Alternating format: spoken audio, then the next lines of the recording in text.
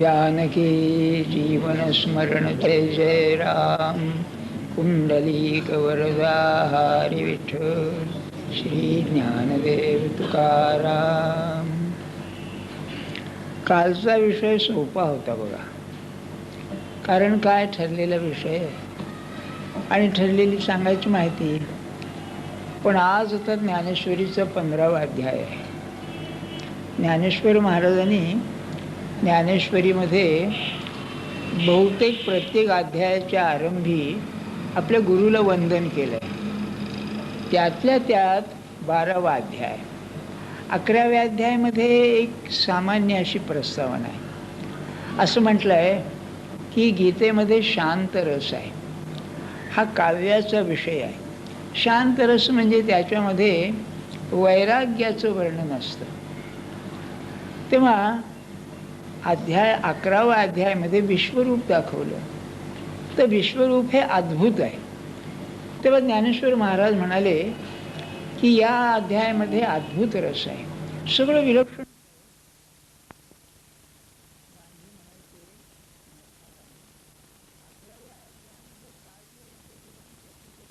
आणि गोष्ट खरी आहे.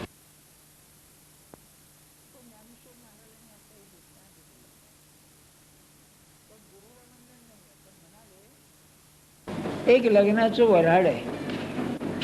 त्या वऱ्हाडामध्ये मुख्य पार्टी जी असते, नवरा बायको, ते तिचे नवऱ्याचे नातेवाईक, त्यांना लुगडी बिगडी देतात सगळ्यांना. पण म्हणाले त्याच्याबरोबरच जे पाहुणे असतात त्यांनाही देतात. तसं गीतेचा मुख्य पाहुणा म्हणजे मालक आहे शांतरस. त्यात अद्भुत म्हणले पाहुणा आलेला आहे, त्यालाही म्हणाले त्यांनी हे दिलेलं आहे. वऱ्हाडिया लुगडी लेणी, त्यात अद्भुत रसाला सुद्धा हे दिलेलं आहे.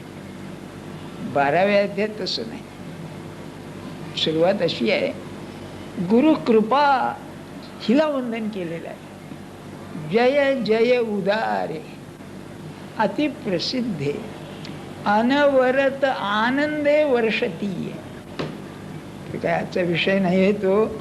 काय वर्णन आहे. तुम्हाला एक सांगू का, माझ्यावर ज्ञानेश्वरीचा एक परिणाम झाला की महाराजांचं गुरुत्व कसं सांभाळावं याची कल्पना आली. मला सांभाळता नाही आलं, पण गुरुत्व हे काय चीज असते. आणि आदर्श त्याचा ब्रह्मानंद महाराज, काय पुरुष. तुम्हाला माहिती आहे ना, महाराजांनी विचारलं, म्हणजे विरोधी होते बरं का, आणि अतिशय हे म्हणाले, बुवा, त्यांना बुवाच म्हणे, ब्रह्मान बुवा, लोक मला समर्थांचा अवतार म्हणतात, काय साम्य हो माझ्यामध्ये. तर हा सशिष्य हो महाराज, सगळं आहे, कल्याण नाही आपल्याला म्हणाले. काय बघा, काय खुबी आहे बोलण्याची सुद्धा. नाही तुम्हाला काय सांगू, ते आपले ब्रह्मान महाराज बेलडीला राहत, त्यांची साधना सगळी तिथे झाली. तेव्हा कृष्णराव म्हणून जे होते इनामदार, अलीकडे बांधलेले, त्यांचे वडील होते. तर त्यांच्या वडिलांची आई म्हणजे यांची आजी, ते ब्रह्मान महाराजांची वाट पाहायची. ते 1-2 वाजता यायचे, तेव्हा मग पोहे खायचे. कधी तिकडे ते दही पोह्याचं फार हे, दूध पोहे नाही हा, दही पोह्याचं पोहे खायचे किंवा दूध प्यायचे. तर त्यांच्याकरता म्हातारी वाट पाहत बसायची. ते केव्हाही यायचे, त्यांचा जप झाला म्हणजे यायचे. त्यांचं मौन होतं त्यावेळेला, बोलत नसत बरं का. तर सांगायची गंमत अशी आहे, ते म्हणायचे, ते कृष्णरावनी त्यांना लहानपणी पाहिलेलंच आहे ब्रह्मान महाराजांना, कारण 1918 साली त्यांनी देह ठेवला. तर ते म्हणायचे की त्यांच्या गळ्यामध्ये महाराजांच्या पादुका असत, एक रेशमाची दोरी बांधलेली आणि गळ्यामध्ये, आणि शौचाला जात त्याच वेळेला ते काढून ठेवत. ते म्हणायचे कानडीमध्ये, माझं मंगळसूत्र आहे म्हणायचे. काय असं. आणि त्यांच्या वडिलाकडून त्यांनी ऐकलं की ते कर्नाटकात की नाही सनातनीपणा पुष्कळ, तर तुम्ही इकडे या, मान वर करून पाहायला त्रास होतो. पाहण्याची कष्ट कशाला, ऐकण्याचे आहेतच, ऐकण्याचे कष्ट आहेतच. तेव्हा त्याने ते संन्यास घ्यायची हौस फार. जशी कृष्णमूर्तींना सुद्धा होती बरं का संन्यास घ्यावा अशी. तेव्हा याने नको म्हणाले. मग का नको म्हणाले? फार ऐकण्यासारखं. हे डोकं महाराजांच्या पायात ठेवलंय म्हणाले. तर जो संन्यास देतो ना त्याचा अधिकार काय काय असे ना त्याच्या पायावर डोकं ठेवावं लागतं. ते हे डोकं आता पुन्हा दुसऱ्या कोणाच्या पायात ठेवावं म्हणून संन्यास घेतला. काय असेल तुम्ही मला सांगा, महाराजांच्या विषयी भावना काय असेल? हा, आपल्यातली हाडामासाची माणसं बरं काही काय असेल? तुकाराम महाराजांचा अभंग आहे, पतिव्रते जैसा भ्रतार प्रमाण आम्हा नारायण तैशा परी. हा, नाही का? महाराजांनी त्याचं हे सांगितलं. फार आम्हाला कुठे कळणार पतिव्रतेचं एवढं दृष्टांत द्यायचं कारण काय? तर नवरा साधाच असतो, नवरा सत्पुरुष आहे समजा. ते हे नव्हते का देव मामलेदार, त्यांची गोष्ट तुम्हाला माहिती आहे का? ते भयंकरच काम होतं बा. म्हणजे महाराज त्यांच्या घरी उतरत आणि ते महाराज त्यांना आपल्या पलंगावर येऊन रात्री न्यायचं. काय महाराज लहान होते वयानं त्यांच्यापेक्षा, अतिशय प्रेम होतं महाराजांच्यावर त्यांचं बरं का. तर त्यांनाच महाराजांनाच विचारले, म्हणजे त्यांचे गुरु कोण होते? त्यांच्या चरित्रात त्यांच्या बापाचं वर्णन नाही का म्हणाले. म्हणजे गुरु म्हणजे बाप असं बरं का, तर नाही म्हणाले. तर मग म्हणाले काशीकडचे कोणीतरी संन्यासी त्यांचे गुरु होते असं महाराज म्हणाले बाबा. बरं ते असो. तर काय झालं, एकदा ते असे बसले होते, मंडळी होती, परमार्थाच्या गोष्टी चालल्या होत्या आणि एक मनुष्य आला. अरे म्हणाले, मामलेदारांना म्हणतोय बरं का तो, की तू सगळ्यांना सगळं देतोस, त्यांचं असं असे जो मागेल त्याला ते द्यायचे. मूलबाळ नव्हतं, बायको पण खरी. तेव्हा तो म्हणाला, सळे तुझी बायको मला दे म्हणाले. त्याने बायकोला हाक मारली आणि म्हणलं जा याच्याबरोबर, आणि तू गेली त्याच्याबरोबर. ते नदीपर्यंत गेले, तो नदीच्या पलीकडे गेला. संध्याकाळची वेळ, अंधारामध्ये ती परत आली. कठीण आहे हो. म्हणजे नवरा असा असणं आणि ते ऐकणं ठीक आहे, पण नवरा साधा माणूस, त्याचे दोष माहिती आहेत, तो विषयी आहे आणि त्याला देवासारखं मानणं हे पतिव्रतेचं काम. म्हणून भारतामध्ये पतिव्रता किती आहेत हे पाहण्याकरता 3 वेळा महाराज हिंदुस्थान फिरले. काय असेल सत्पुरुष पाच हे मिळणं फार कठीणच आहे ते. असो, सांगण्याचा हेतू असा, असे ब्रह्मानंद महाराज काय असेल. मग महाराज काय म्हणाले, माझ्या कानाने मी ऐकलंय बरं. हे व्यंकटापूरला आम्ही गेलो होतो तेव्हा महाराज म्हणाले की ब्रह्मानंद महाराजांचं घर हे मला आपलंच घर वाटतं म्हणाले. हां, क्षणभर थांबले, त्यांना भरून आलं जरा, आणि मग म्हणाले की ज्याच्या हृदयात माझ्याशिवाय दुसरं नाहीच कोणी, त्याचं घर मला आपलं वाटेलच. काय आपण शिकण्यासारखं आहे मला सांगा, नाही का? आपण की नाही या गप्पा ठोकतो नुसत्या, आमच्यातली निरूपण करत, खरं काही अर्थ नाही. ते प्रेम लागलं पाहिजे. आणि भाऊसाहेबांचं ते होतं बघा. नाही, तुम्हाला मी ती साधी गोष्ट सांगितली ना, मला राहूनच असते, माझ्या डोळ्यासमोर तो प्रसंग आहे. आज श्रावणी सोमवार होता का काहीतरी होतं श्रावणातलं, आणि आम्ही जेवायला बसलो होतो. भाऊसाहेबांच्या शेजारी मी, पलीकडे तात्या होते आणि बाकीची 5-10 मंडळी होती. आणि यांच्या आईने 5-5 पैसे दक्षिणा ठेवली बरं का. तर मला ठेवली चालल्या पुढे.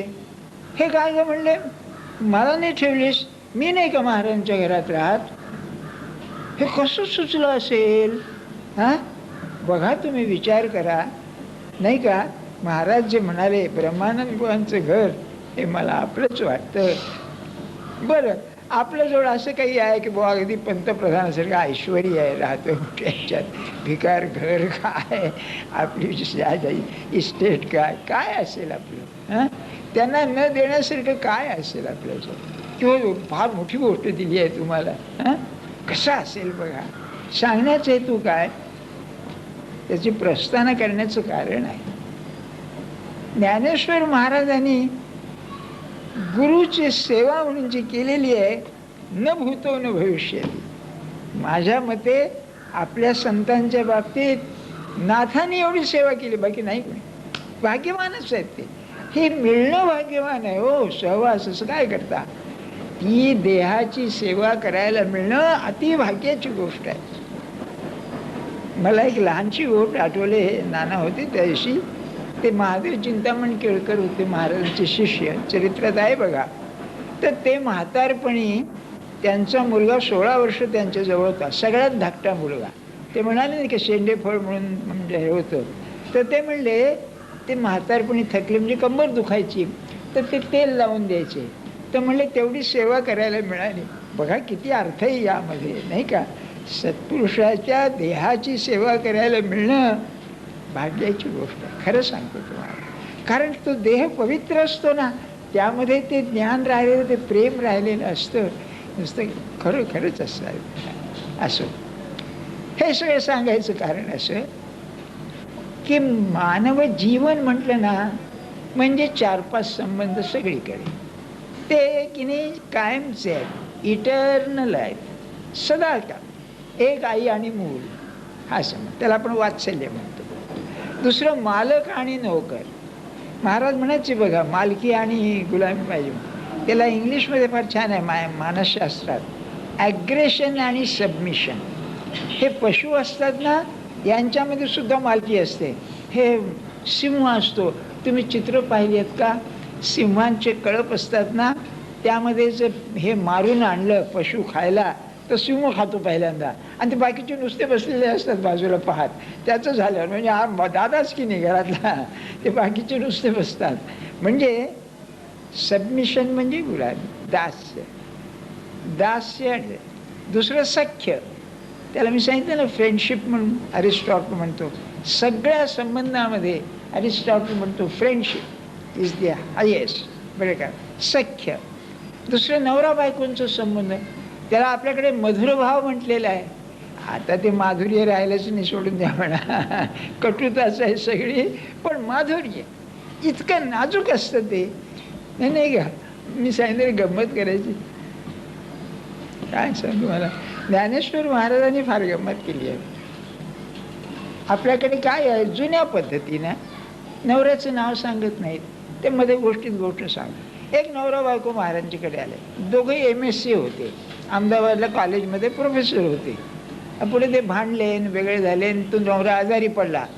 तेव्हा टायफॉइड झाला आणि पत्र आलं कोणाचं तरी. तेव्हा बायको आली आणि म्हणली मी काय करू. बायको म्हणून आपलं कर्तव्य जा म्हणाले. तर तो 8 दिवस बोललाच नाही, गेली आणि करीत होती. आणि कशी रडायला लागला आणि तिच्या गळ्यात पडला आणि ते सगळं जमलं मग. ते बरं का, ते जाऊ द्या. हे मध्ये त्यांची गोष्ट सांगतोय. तर ते एकमेकाशी महाराजांशी बोलताना ते नाव घेऊन बोलत. तेव्हा महाराजांना माहिती बरं का सगळं. महाराज म्हणले ही कोण तुमची बहीण आहे काय म्हणाले. महाराज म्हणजे विनोदी होते.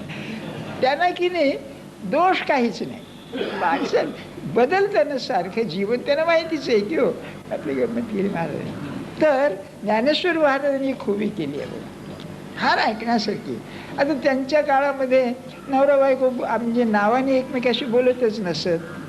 तर म्हणाले एका मुलीचं लग्न झालं, दृष्टांत दिलेला आहे, आणि मैत्रिणी जमल्या की तुझ्या नवऱ्याचं नाव घे म्हणून.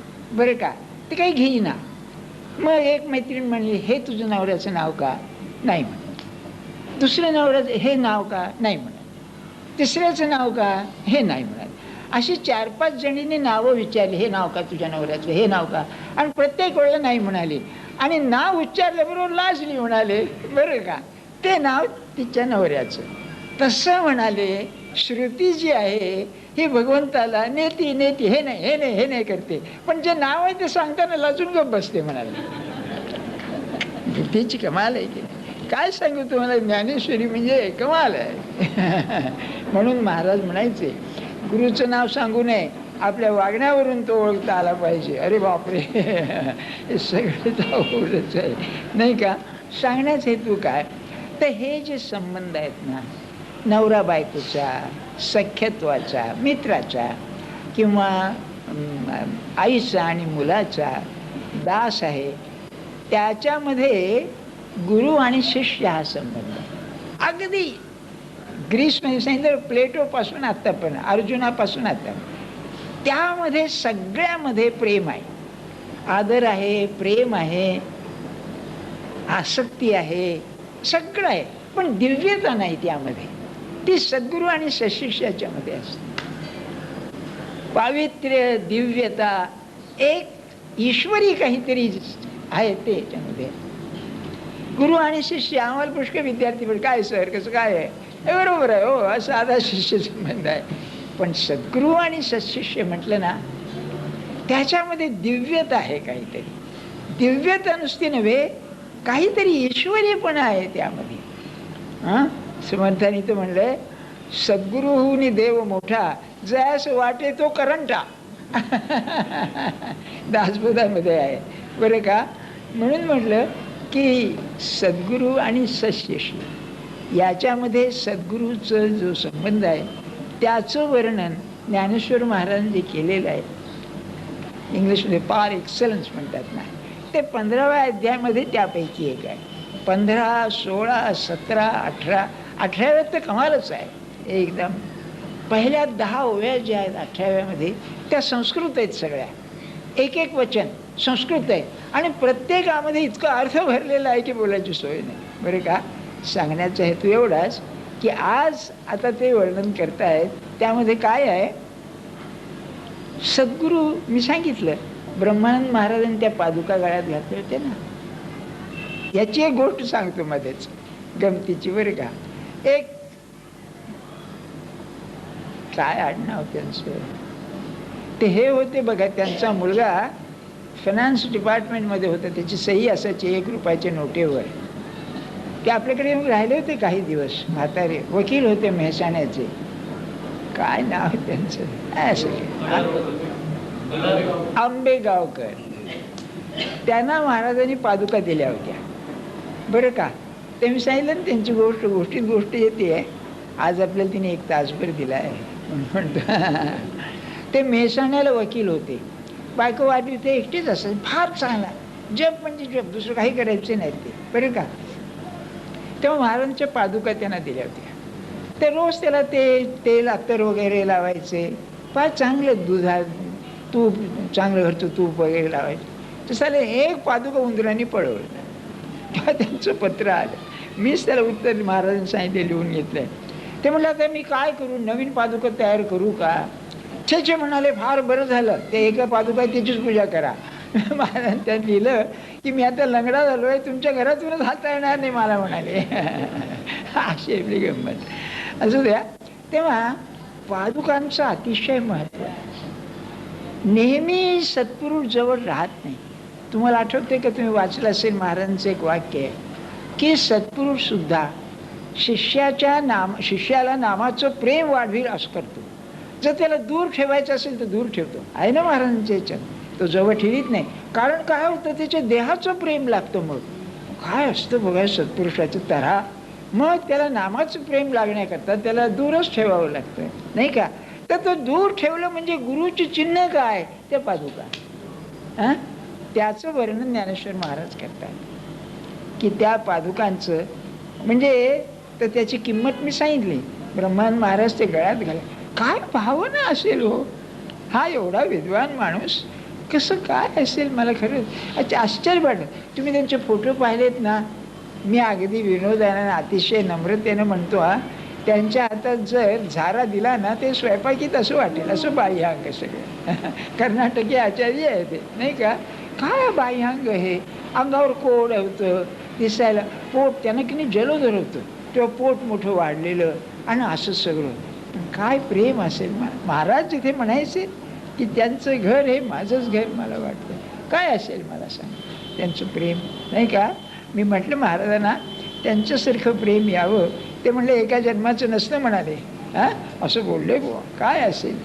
देणं म्हणजे काय देणं, सगळ्यात देणं म्हणजे विद्या देणं फार कठीण आहे. घरदार द्याल तुम्ही, आहे काय त्याची. बरं का. सांगण्याचा हेतू काय, त्या पादुकांची पूजा कशी करावी ते सुरुवातीला आहे. ह्या सगळी प्रस्तावना या करता. तर आता सुरुवात अशी केली आहे, आता हृदय हे आपुले चौफाळुनी या भले, वरी बैसवू पाऊले श्री गुरुची. फार महाराजांची सांगण्याची कमाल आहे बघा. ऐकायचं भाग्य लाभलं हो बरं का. चौफाळून या म्हणजे 4 पाय, 4 पायाचा चौरंग. चौफाळ याचा अर्थ चौरंग असा आहे. महाराज म्हणाले चौरंगावरती का? एक तो उच्चासन, दुसरं म्हणाले स्थिर पाहिजे. त्या स्थिर याच्यावरतीच ते पावलं पाहिजे. डगमगलं तर कसं चालेल? ते पाय असे पाहिजेत की जे हलणार नाहीत. असे पाय कोणचे? मला म्हणाले कल्पना करा. तर आम्ही जरा शहाणपणा वापरला. म्हणलं 4 अवस्था का? अरे ज्याला 4थी अवस्था आली तू कशाला गुरुच्या पादुका स्थापतोय म्हणाले. म्हणजे ते गेले. तर नाही, मग मीच म्हटलं आपणच सांगा. साधन चतुष्ट हे 4 पाय आहेत. काय म्हणजे ज्याला आत्मानात्मविवेक ते 4 साधू वेळ का? इह अमूत्र फलभाग विराग वैराग्य, या जगातलं आणि पलीकडच्या जगातलं वासना नाही. नंतर शमदमादी षटक, बरं का? श्रद्धा, तितिक्षा, समाधान आणि मुमुक्षत्व, मला देव पाहिजे. ही 4 साधनं ज्याची तयार आहेत ते 4 पाय आहेत. म्हणजे तो आवृत त्याच्यावरती गुरुच्या पादुका ठेवायच्या आणि त्याची पूजा करायची. बर, हा चौरंग कुठला? हृदयाचा. म्हणजे अंतःकरणामध्ये 4 साधनं पाहिजे. ज्याचं हृदय असं पवित्र आहे, ज्याला गुरुशिवाय दुसरे हे नाही, ज्याचा आत्मानात्म विचार तयार आहे, ज्याला मुमुक्षुत्व आहे, त्याच्यावरती त्या पादुका स्थापन केल्या. त्याच्यावरती पावलं ठेवायचं. दुसरी महत्वाची गोष्ट त्यामध्ये अशी आहे की हे मनाने पूजा करायची. ही मानस पूजा आहे. मानस पूजा असल्यामुळे ती केव्हाही करता येईल, कुठेही करता येईल. त्याला देहाच्या कोणत्या अवस्थेचा संबंधच नाही. आणि आपण ते शिकलं पाहिजे. महाराज म्हणाले याचं महत्व असं आहे की माणूस जेव्हा मानस पूजा करतो तेव्हा त्याचा विसर्जन नाही, त्याला विश्रांती आहे.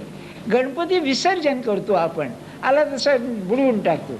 याला विसर्जन नाही, याला विश्रांती आहे. त्यामुळे तो कायमचा माझ्या जवळ ही भावना होती. आणि तुम्ही बघा, तुम्ही करीतच असाल, जो मनापासून मानस पूजा करतो आणि ज्याची चांगली होते, त्या दिवशी मोठं समाधान असतं. एक प्रकारे समाधान. तुम्हाला मी ते खसचं उदाहरण सांगितलंय, पण आणखी एक सांगतो. एक साताऱ्याच्या बाई आहे, त्या बाई मुद्दाम मला सांगायला आल्या, ते गृहस्थ वारले. आता आपल्याकडे नेहमी येत असत ते महाराजांची मानसपूजा करायची. तर काय असेल, 3 खोल्यांचं घर, लहान घर, स्वयंपाकाच्या तिथे देवाचं स्थान. तेव्हा ते बसले म्हणजे असे श्वास घ्यायचे, कधी कधी म्हणजे जीभ चाटल्यासारखं करायचे. तेव्हा एकदा असं करायला लागले.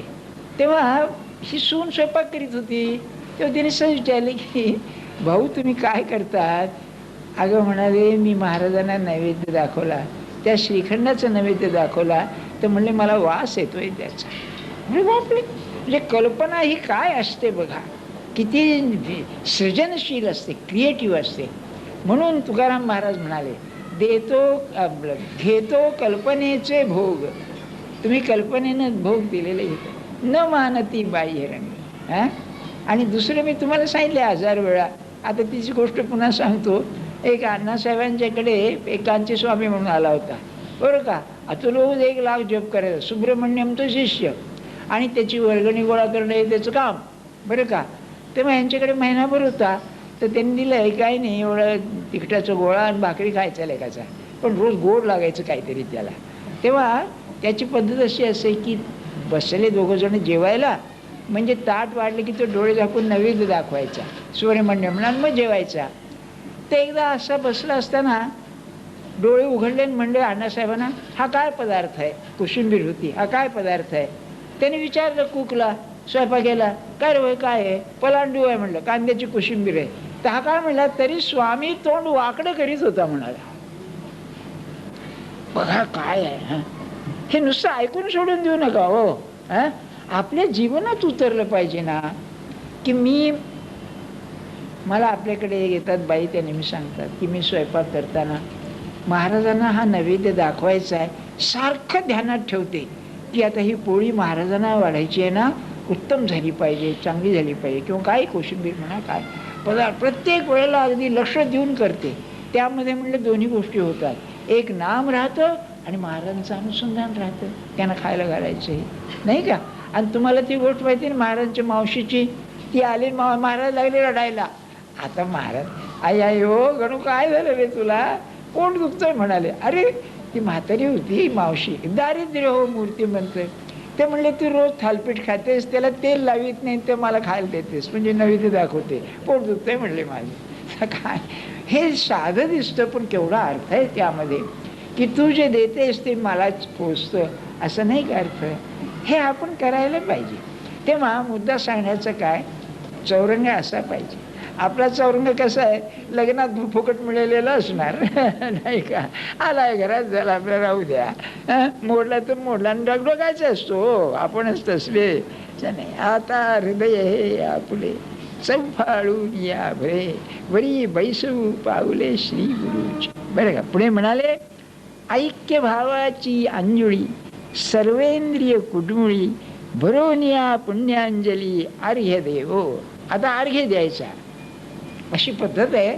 तुम्हाला पूजेचं आठवत असेल, हे गुरुजी सांगतात ना, तर अर्घ्य म्हणजे काय आहे की पाय धुवायचं प्रसंग आहे. तुम्ही ज्याला बोलावता तो बाहेरून येतो, तर दारात आल्यावर दूध बीत घालून आपण आत घेतो ना, नंतर अर्घ्य द्यायचा म्हणजे पावलं धुवायची.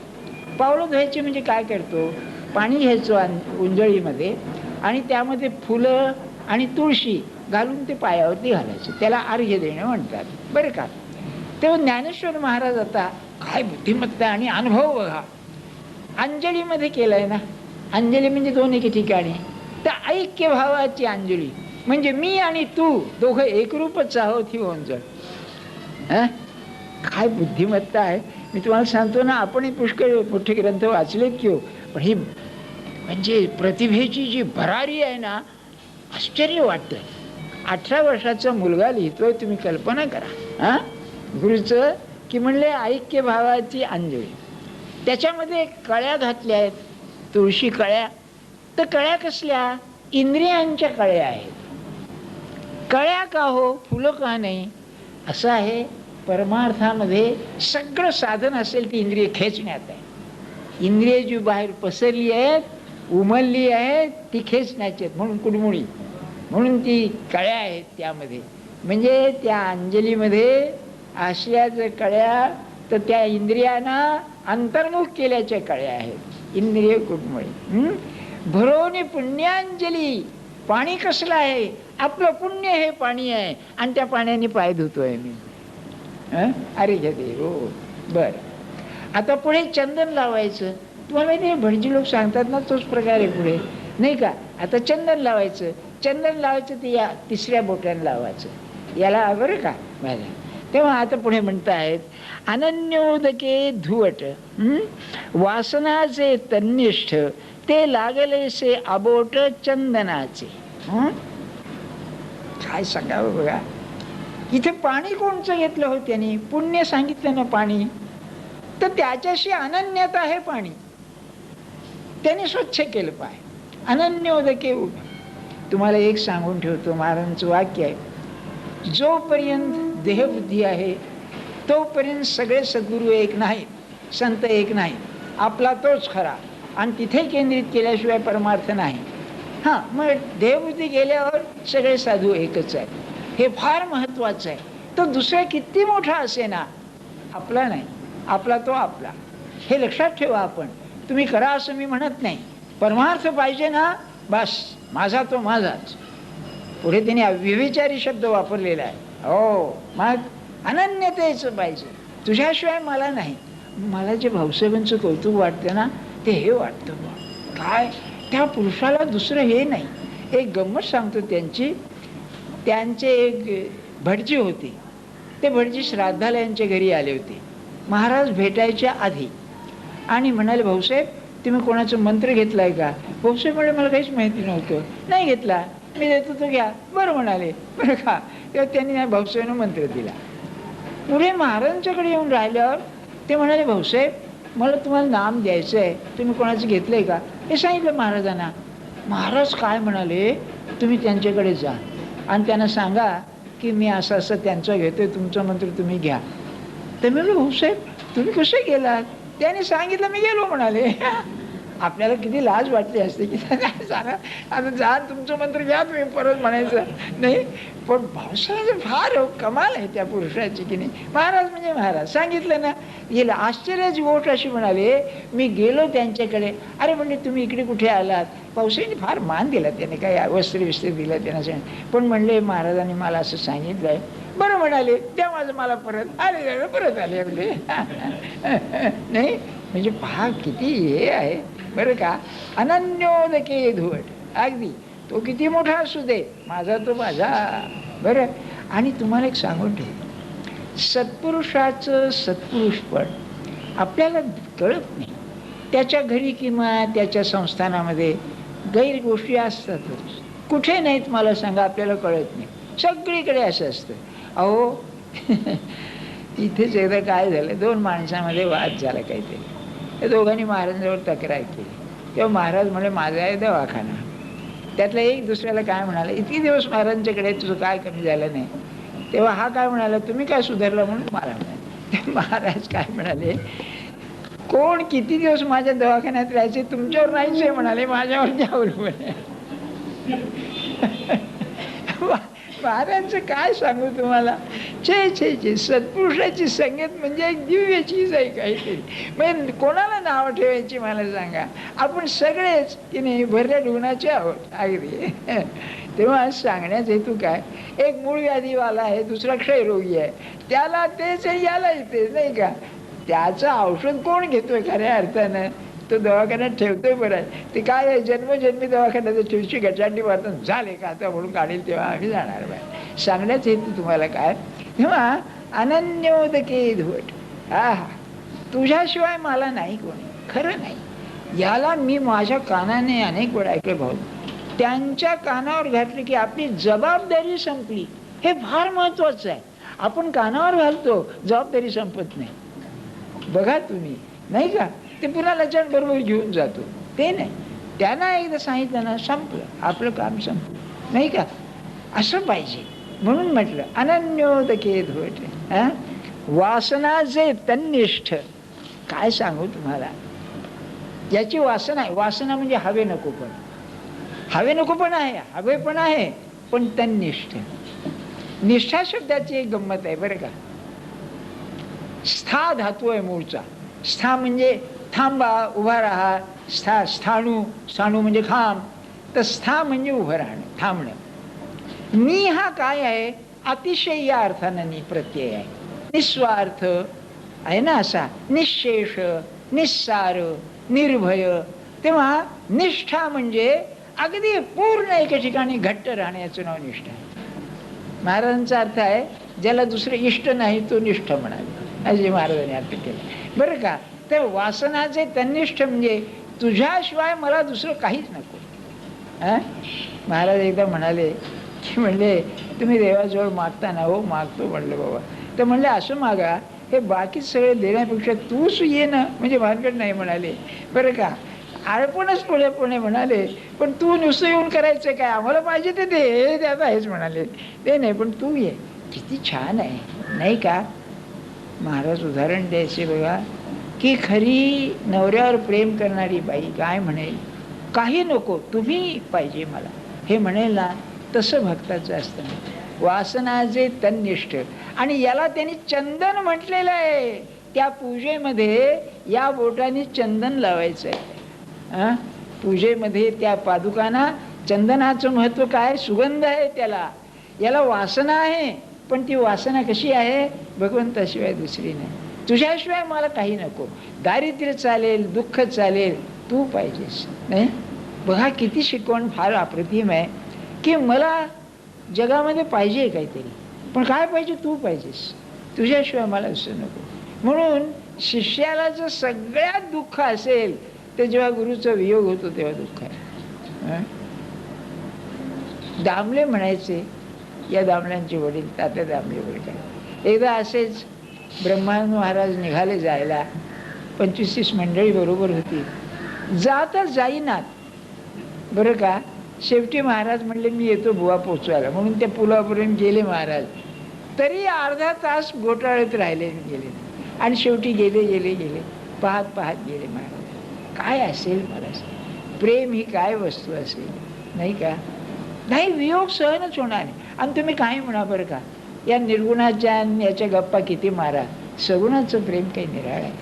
देहामध्ये प्रत्यक्ष तात्यासाहेब सांगायचे ना, की महाराजांनी नुसतं एखादं पाया पडायला जायचे, पाठीवरून हात फिरवला तर अंगावर काटा यायचा. आता काय त्यात आहे, पण सगुणाचं प्रेम हेच काही विलक्षण आहे, नाही का?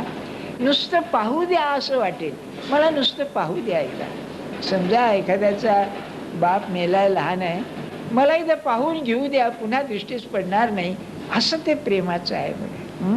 म्हणून वासना तन्निष्ठ हे चंदन आहे म्हणा पादुकाची पूजा. पुढे म्हणाले, प्रेमाचे निभांगारे निर्वाळूनी नूपुरे लेवबू सुकुमारे पदे तिये. ती पदे अतिशय सुकुमार आहेत, अतिशय नाजूक आहेत. आणि ही गोष्ट खरी आहे, आता सांगायचे, इतके महाराज फिरलेले होते, किती प्रवास, पण पावलं अगदी मऊ रेशमासारखे होते. काय असेल, मला वाटतं हे अध्यात्माचं एक लक्षण आहे. ज्या देहामध्ये इतकं भगवंताचं प्रेम आहे, हे असंच असलं पाहिजे काहीतरी, नाही का? त्या शरीराला म्हणजे बदलूनच जात असलं पाहिजे. 6व्या अध्यायात नाही का, नवीन दात येतात, हातपाय नवीन होतात, हे असं काहीतरी असलं पाहिजे बुवा.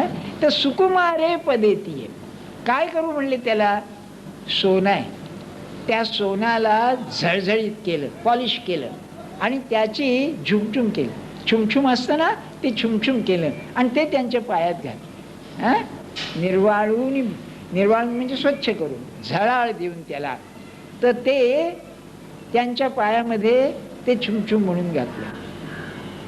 अरे, गुरुला छुमछुम काय घातलं? तुम्ही कल्पना करा बरं. गुरु पुरुष आहे ना, मग छुमछुम का घातलं?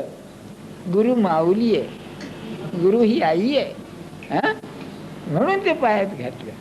किंबहुना महाराजांचे गुरु होते ना, त्यांना बायका साड्या द्यायच्या आणि ते नेसायचे. त्यांना भेदच नाही हो, स्त्री काय आणि पुरुष काय, त्यांना भेद. मग त्यांच्या हातात बांगड्या असायच्या ना, म्हणजे त्यांना बायका बांगड्या भरायचे त्यांना. काय फारच पार आहे, त्यांचं काही विलक्षणच होतं. छे छे छे, त्यांचं गुरुत्व म्हणजे ते महाराजच शोधू जाणे.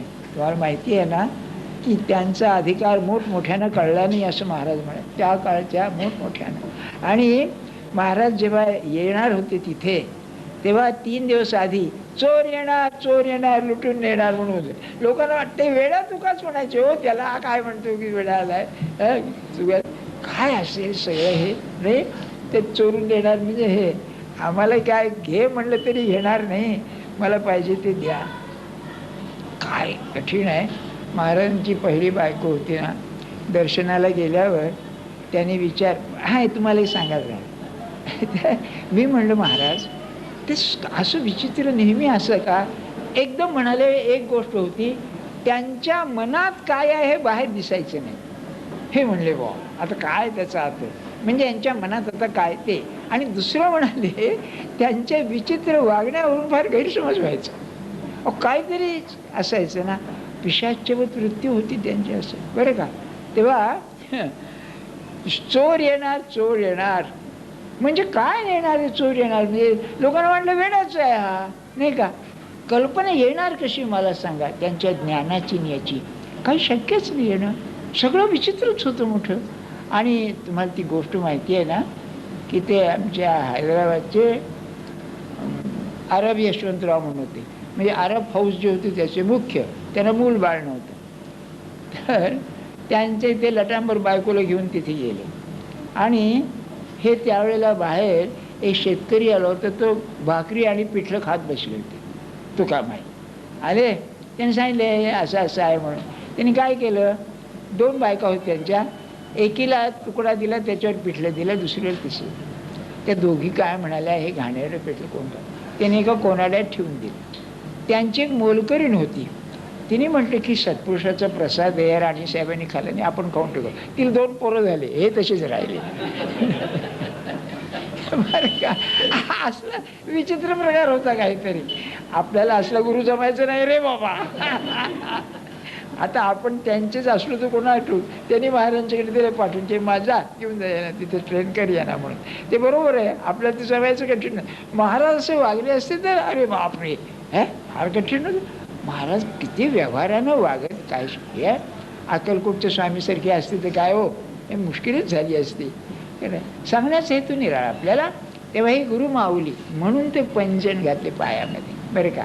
आता जोडवी, बाई जोडवी घालते ना, तर पुढे म्हणाले प्रेमात की घणावली आवडी, त्याच्यामध्ये प्रत्येक ठिकाणी त्यांनी परमार्थाचं हे घातले बघा. घणावली आवडी अव्यभिचारे चोखडी, तिये घालू जोडी आंघोळ्या. आता म्हणले त्या चांदीचे घालतात ना बायका, ते घालू म्हणाले. कशाचं आहे ते?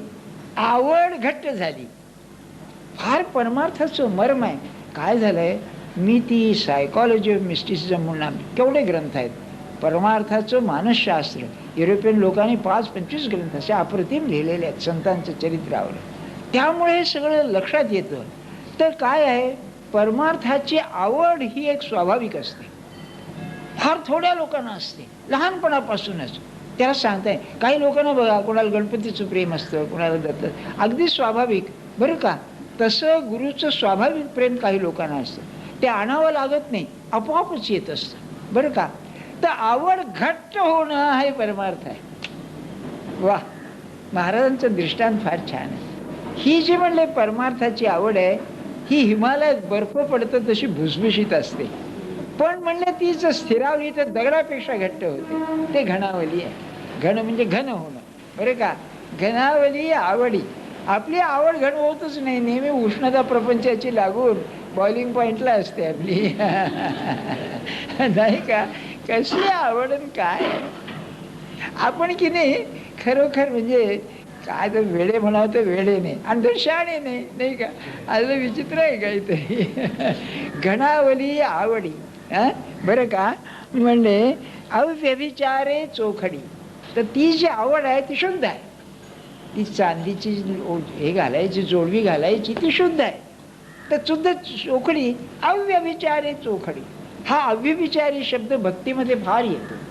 व्यभिचार म्हणजे तुम्हाला सगळ्यांना माहिती आहे, एका नवऱ्याशी लग्न झाल्यावर दुसऱ्या पुरुषाकडे लक्ष जाणं किंवा त्याच्या दुसऱ्या बाईकडे लक्ष जाणं म्हणजे व्यभिचार, नाही का.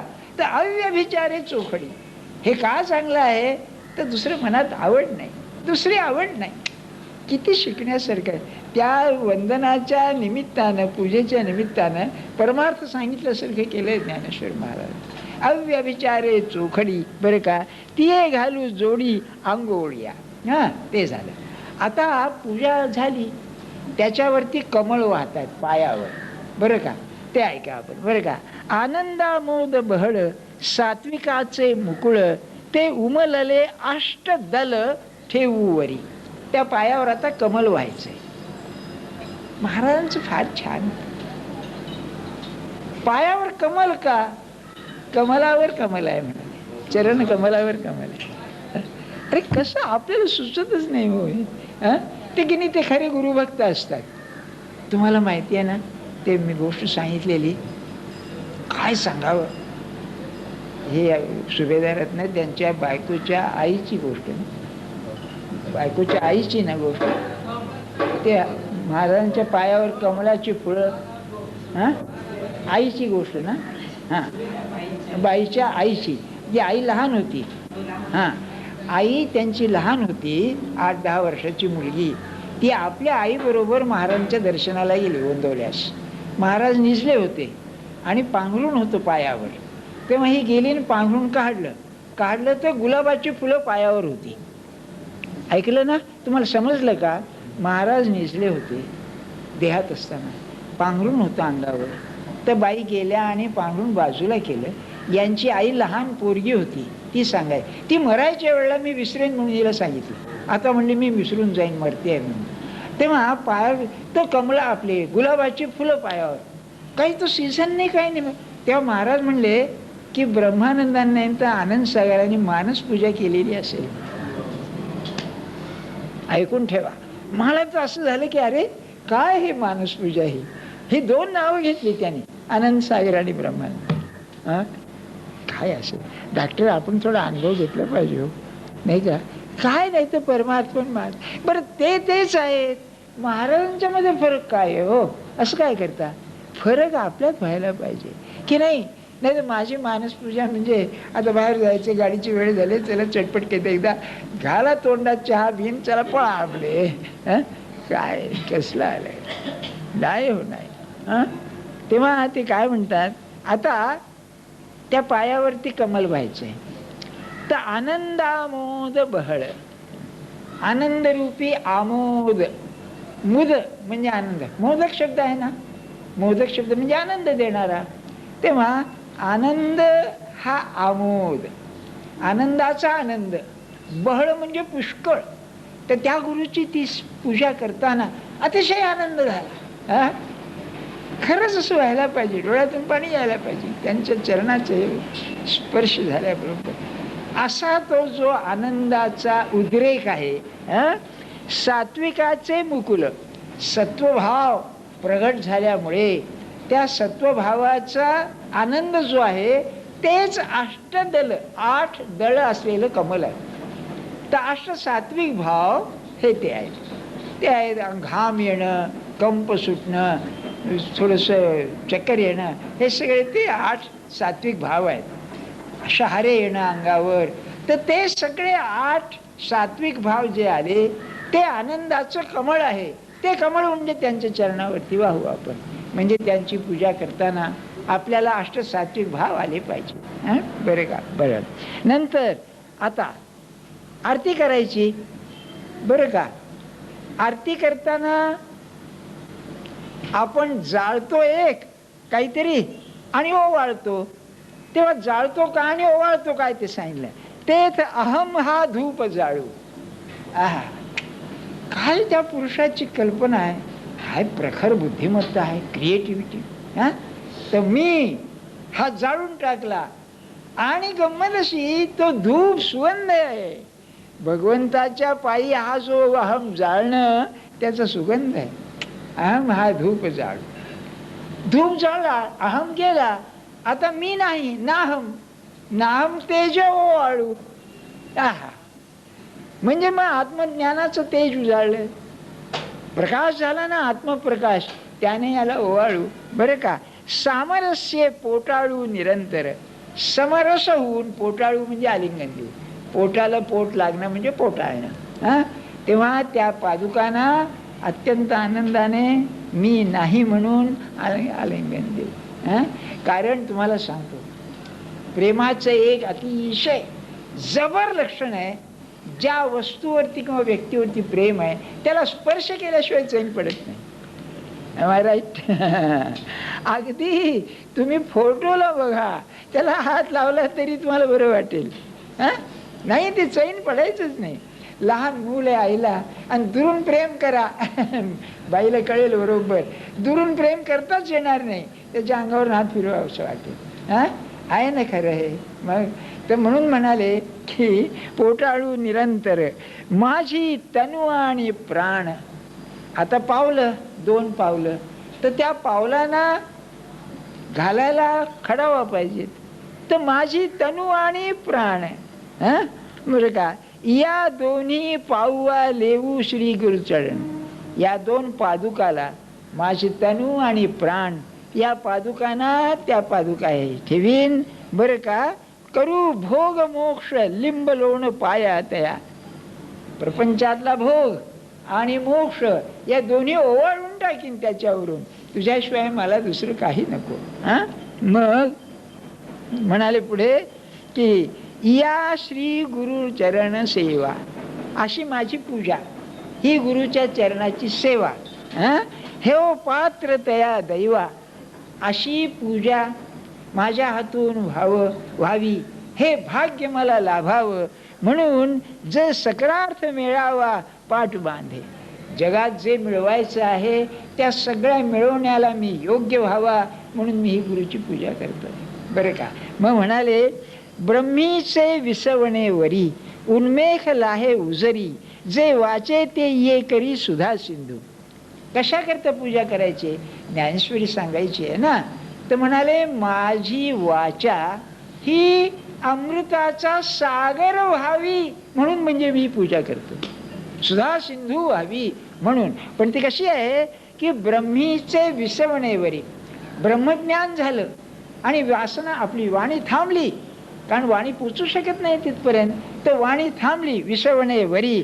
उन्मेष लाहे उजरी, माझं जे ज्ञान आहे त्या ज्ञानाचा उत्कर्ष होता होता ब्रह्मज्ञान व्हावं, आणि तिथे गेल्यानंतर माझी वाचा ते वर्णन करू शकत नाही तरी सुधा सिंधू व्हावी म्हणून म्हणले मी योग्य व्हावा, त्याच्याकरता ही पूजा करतोय म्हणाले मी. का हो, कसं सुचत असेल हो? तुम्हाला काय वाटतं? आपणही की नाही लिहितो ना, व्याख्यानं देतो, लिहितो, काय काय असेल हे? अत्यंत प्रेम, दुसरं काही नाही जगामध्ये, त्याच्याशिवाय मला नाही दुसरं काही. बरं, तुम्हाला सांगतो हे प्रेमाने कसं येतं. एकदा तात्यासाहेब महाराज म्हणजे महाराज त्यांच्या तोंडून बोलत असत, तेव्हा हा विषय निघाला. ते भाऊसाहेब काय म्हणाले, अहो त्यांना काय अशक्य आहे, भिंतीतून सुद्धा बोलतील म्हणाले. मला एकदम शंकराचार्यांचं आठवण झाली. सतु सर्वज्ञ सर्वशक्ती समन्वित, ईश्वराची 2 लक्षणं सांगितली. आपला गुरु परमात्म स्वरूप आहे, मग त्याला अशक्य आहे सर्वशक्ती समन्वित आणि सर्वज्ञ, म्हणून त्याच्या कानावर घातली की जबाबदारी संपली. हे कसं सुचलं बघा त्यांना. त्यांची दुसरी एक गोष्ट सांगतो तुम्हाला. भाऊसाहेब विद्वान नव्हते पण किती चाणाक्ष होते. एकदा काय झालं, काहीतरी उत्सव होता, गोंदवल्या देहात असताना महाराज, आणि अहो कंटाळा, लोकांना कुठे परमार्थाचे, आपल्यासारखे त्यावेळेला लोक असायचे सगळे, बरं का. तेव्हा महाराज म्हणले, अरे पोथी काढा म्हणले काहीतरी, बरं का मी आता येतो म्हणून महाराज कुठेतरी गेले. तर भागवत काढलं आणि कुणीतरी वाचित होतं. त्यात असं आलं, गुरु आज्ञा पालन करणं हाच परमार्थ आहे. एक 5-10 मिनिटं वाचल्यावर आलं, भाऊसाहेब म्हणले थांबा, पुरी झाली पोथी म्हणा. बरं का, ऐका. त्या महाराजाने थोड्या वेळाने, झाली का पोथी? तर भाऊसाहेब म्हणले झाली, ही ओवी आल्यावर. बरोबर आहे म्हणाले. तर तुम्ही आम्ही काय केलं असतं, वाचा आपलं कंटाळ येईपर्यंत. नाही का, काय मर्मज्ञ पुरुष होता. यशात घ्या आपण की नाही, गुरुचं बस आज्ञा पालन, संपलं काम. कोण शिकवतं? हे प्रेमानेच येत आहे. नाही, हे सत्वगुणाचा परमार्थ एकदम उत्कर्ष झालेला नाही का. म्हणून ज्ञानेश्वर महाराज म्हणाले की मला आता हा ग्रंथ सांगायचा तर माझी वाचा सुधा सिंधू होऊ दे, अमृताचा सागर होऊ दे. मग म्हणाले पुढे, बरं का, पूर्ण चंद्राची एक कोडी, वक्तृत्वा घापे कुरोडी, तैसे आणि गोडी अक्षराते, अशी गोडी माझ्या अक्षरांना येऊ दे. कशी? तर म्हणले कोटी चंद्र प्रकाशू लागले, पूर्ण चंद्राची या कोडी, वक्तृत्वा घापे कुरोडी, म्हणजे तुमची भाषा बोलणं वक्तृत्व त्याच्यावर ओवाळून टाकू दे कोटी चंद्रावरून, म्हणजे त्या वाणीला जसं तेज येईल तसं माझ्या वाणीला इतकं सामर्थ्य येऊ दे. बरं का. मग सूर्य अधिष्ठिली प्राची, जगा राणीवदे प्रकाशाची, तैसी वाचा श्रोतया ज्ञानाची दिवाळी करी. तर म्हणले चंद्र आपल्या सूर्य उगवल्यावर संबंध जगाला प्रकाशच प्रकाश होतो, त्याप्रमाणे मी ज्ञानेश्वरी आता सांगणार तर माझ्या श्रोत्यांना आणि वक्त्याला तू ज्ञानाची दिवाळी करून टाक. बरं का. नाद ब्रह्म खुजे, कैवल्य ही तैसे न सजे, ऐसा बोलू देखीजे जेणे दैवे. तू कृपा केलीस तर माझं दैव अशा अवस्थेला येईल की प्रत्यक्ष नाद ब्रह्म म्हणजे संगीत वगैरे हे सुद्धा खुज दिसेल, इतकी माझी वाणी गोड होईल, असं तू करून टाक. बरं का. श्रवण सुखाच्या मांडवी, विश्वभोगी माधवी, तैसी सासिन्नली बरवी वाचा वल्ली. असं आहे कोकणामध्ये. माधवी म्हणजे एक मोगऱ्याची जात आहे. तर उन्हाळ्यामध्ये, उन्हाळा फार उकडतं फार म्हणून मांडव घालतात, त्याच्यावरती ही वेली पसरवतात. तेव्हा त्या वेलीवरती फुलं आल्यानंतर उन्हाळ्यामध्ये सुद्धा आतमध्ये बरं वाटतं. तसं या प्रपंचाच्या दुःखामध्ये माझ्या या वाणीनं त्या मांडवाखाली बसलं तर माणसाला समाधान मिळतं. कसं असेल काय सांगू तुम्हाला. वा वा वा. बरं का. ठावो न पवता जयाचा, मनेशी मुरडली वाचा, तो देव होय शब्दाचा चमत्कार. यतो वाचो निवर्तन्ते अप्राप्य मनसास, असं उपनिषदात मंत्र आहे. वाणी ऐकायला गेली, भगवंताला पाहायला गेली, तर धक्का खाऊन परत आली. तर ज्ञानेश्वर महाराज म्हणतायत, असा परमात्मा जिथे आहे तो परमात्मा माझ्या शब्दाचा विषय होईल असा चमत्कार होऊ दे. बरं का? मग जे ज्ञानासी न चोजवे ध्यानासीही न नागवे, जे नागवे ते अगोचर फावे गोठी माझी. ध्यानाला जे आकलन होत नाही, वाचेमध्ये जे येत नाही, ते माझ्या बोलण्यामध्ये येऊ दे. एक 2-4 ओव्या वाचतो, विचार फार ऐकण्यासारख्यात. म्हणून एवढी एक सौभग वळगे वाचेचे अंग, श्री गुरुपाद पद्मराग लाहे जैका. एवढा ऐश्वर्य कोणाला येईल? गुरुपद पाद पद्म पराग. पराग म्हणजे त्याची धूळ म्हणा ना, गुरुच्या पाय चरण कमलाची धूळ जरी असली तरी एवढं भाग्य त्याला मिळतं. ते भाग्य मला येऊ दे. आता स्वतःबद्दल सांगतात ते ऐका बरं का. तरी बहु बोलू काही आज ते आन ठाई, माते वाचून नाही ज्ञान देऊ म्हणे. काय करू म्हणाले, आईशिवाय दुसरं काही नाहीच, माझ्या गुरुशिवाय मला दुसरं कोणी नाहीच. आई जशी लहान मुलाला आई जशी, तशी मला गुरुशिवाय कोणी नाही. का असं ते पुढे म्हणाले बरं का. काय म्हणाले, जे तान्हे निमिया अपत्ये आणि माझे गुरु एक लवते, म्हणून कृपेशी एक हाते झाले तिये. अहो काय झालं म्हणाले, माझी आई माझा गुरु आणि मी एकटं मूल तिला, त्यामुळे सगळं प्रेम माझ्यावरती चाललं म्हणाले. मला फार हे वाटलं, असं प्रेम जो सत्पुरुष अनेकावरती करतो त्याचं सामर्थ्य काय असेल.